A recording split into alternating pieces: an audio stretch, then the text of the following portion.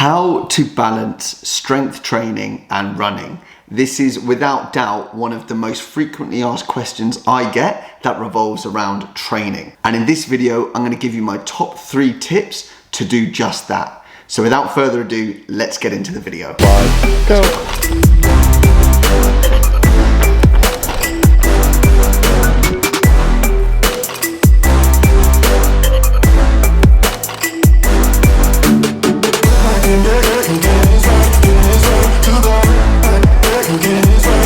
What is going on, guys? Welcome back to the channel. All right, in this video I want to get into the details of how I think you can successfully incorporate strength training and running into your training program.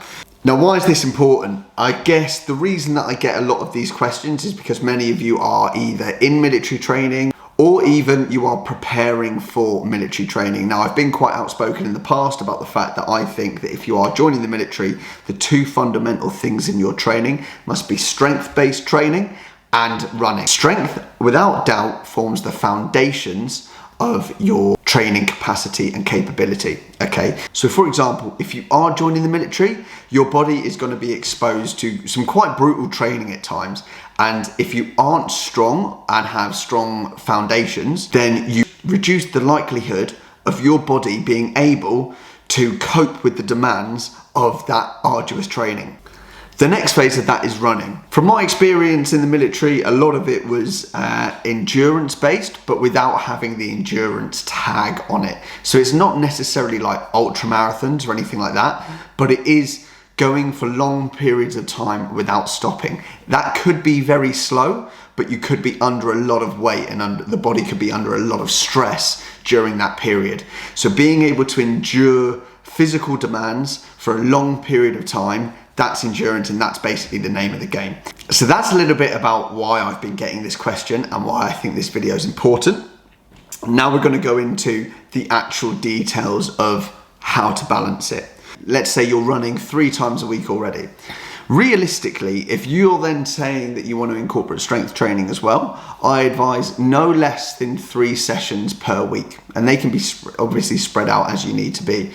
But those 3 sessions per week will give you a good baseline to start seeing some genuine, measurable results in the gym and in your strength progress and in your performance output. 3 sessions also allows you to pretty much, dependent on what split works for you and all that sort of jazz, and we can talk about that a little bit later, 3 sessions is going to allow you to effectively hit all the muscle groups that you need with rest in between next sessions, okay?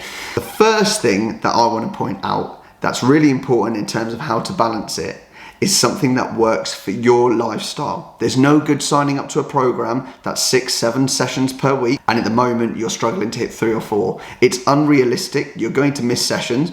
So the first thing is to be realistic about the amount of time that you can spend training and what fits with your current lifestyle, whether that be work, education, your current training capacity, all that sort of stuff, okay, needs to be taken into consideration.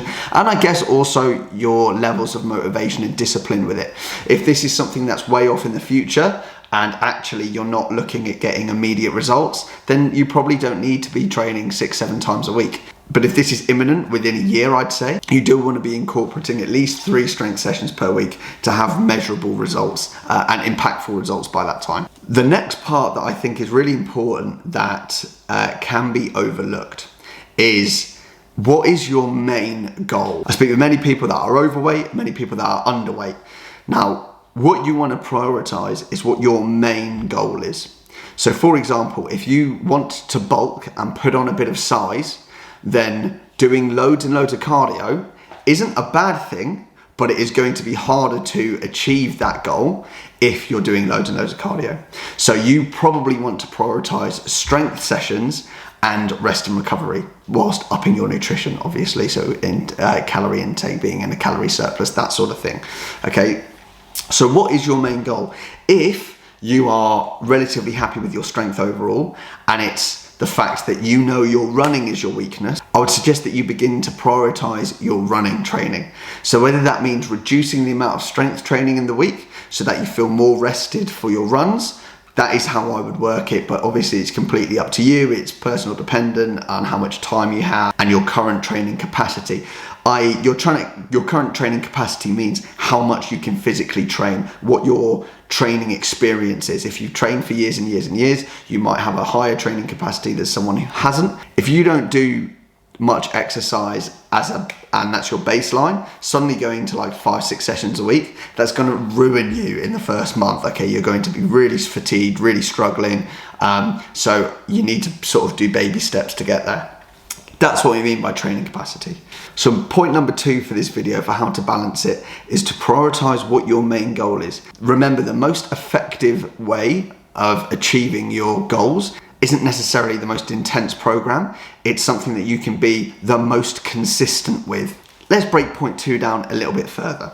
Now, I'm sure many of you watching this video will think, actually, I want to prioritize both. They're both really important to me and I want to improve in both areas. I completely get it. And balancing it isn't always easy, but you can break it down into things like a weekly program. So where in that week you will have certain days to prioritize strength and certain days to prioritize running. That could be split over a week, a fortnight, or a month, whatever works for you. If you are doing double sessions in a day, and I speak to loads of you that are doing some really good training, but are getting frustrated at the fact that your second session you're fatigued or whatever, that's completely normal. So pick the session that is your aim. If you are doing a particularly heavy session in the gym, I would advise maybe a long run isn't the best before that or after it, in fact. If you're prioritizing a big run that day and you also want to do a strength session, I'd advise not going in banging out loads of squats and then going for a run, because it's going to be counterproductive to your main goal. It's like plate spinning. If you are trying to spin both plates at once, you will need to prioritize one over the other at certain points. On to the third and final point, and one that will without doubt definitely get overlooked. If you are particularly keen and you've got a higher training capacity, I know that you would probably want to smash yourself repeatedly and just keep going and going and going.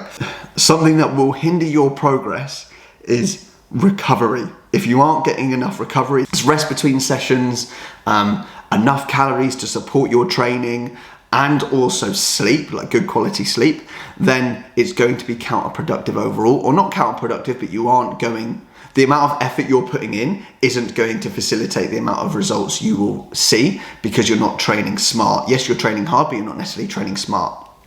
So how you split recovery is up to you. I personally think that running 3 to 4 times a week allows you at least a day gap in between each run. I try not to run each day. The reason I try not to do that is because 1, running isn't my main focus at the moment, and 2, I've experienced a number of injuries when I've increased my running volume from sort of its baseline to then running every day. For example, over lockdown when the gym shut, I basically went from running 3 to 4 times a week to pretty much every day, and then within a couple of weeks I was injured. And that's not really a shock, because I'm putting my body under a lot more physical duress than it's used to for that type of training. So recovery between sessions. There will be lots of people out there that can run every single day and they have years of experience of running. That's great. You guys crack on and do that. But if that isn't you, I would implore you to have at least a day's rest in between each run. That will mean that you approach the next run feeling a lot more fresh and without fatigue, meaning that you'll probably get more out of the workout. But also, if you are new to running, it can be quite mentally draining, especially if you're trying to increase your mileage. So having that break in there just splits it up. Now for me, those things are the 3 main factors for how to balance strength training and running in a concurrent training program. So just to recap, we looked at balance. So it's something that's actually going to work with your lifestyle. Be realistic. I mean, don't obviously just chin every session off, but do be realistic for what works to you. Remember, consistency is going to be key throughout. The second point was what your main goal is for that time. Obviously, I touched on doing it both at the same time, but you may go through phases. You may want 6 weeks where you're just going to focus on strength and do a little bit of maintenance running, and 6 weeks where you're going to focus on running and do a little bit of maintenance strength. Whatever it is, whatever works for you. So prioritizing your main goal for that period of time, or even just that day or week, is going to mean that you'll have a sort of a better workout with that particular session, whether it's running or strength training. And the last bit was recovery, adequate recovery, rest, nutrition. On the point of nutrition, if you are increasing your training volume overall, you need to be eating to support it. This is obviously, if your goals are purely aesthetic based, then probably, you'll still need to be fueling your workouts for sure. But at the moment, we're talking about performance related results. Okay, so that's being able to run faster for longer without getting injured, and being able to lift heavier weights for more reps without getting injured as well. That's ultimately our aim. And overall, those results mean that your body is more capable to cope with the demands of different training that is placed upon you, or different stresses that are placed upon you, i.e. constantly varying military training where you're carrying people, weight, going for long periods of time with little to no sleep, in adverse weather conditions, right? That's ultimately what we're trying to prepare for here. What you're going to need is calories to facilitate your increased training requirements. If you are going for a long run on pretty much no fuel because you've already trained that day and you haven't had an extra meal or whatever, don't be surprised if you start to then feel a lot more fatigued a lot more quickly. Now, that may not happen just on that day, but I can guarantee you over a week or a month period, you will absolutely start to feel the effects of being in a calorie deficit. But bear in mind, if your goal is to lose weight, then obviously being in a calorie deficit is something that you do want to do. That is it for this week's video. My main aim for this was to tell you what I feel is important to be able to successfully incorporate strength and running. I know many of you watching this video, it'll be something that's new to you. You'll have running experience or experience in the gym, but actually pulling both together for a longer period of time might be something new. And if you sort of abide by these three main rules, then I think actually you'll get off to a flyer. If you do have any questions, then feel free to pop them in the comments and I will get back to you. Head over to my Instagram where I put out pretty much daily advice or tips for training and all that sort of stuff. Head over to that, it's at DJRXP, the link will be below. And if you like this sort of stuff, I'll be releasing a lot more videos more regularly now. I had a little bit of a break, but I'll be releasing a lot more videos, a lot more regularly, and a lot of them will be based on training tips and advice, and it's all for free. So if you like it, click subscribe, hit the like button, and click the bell so you can be notified every time I upload a video. That is it for this week's video.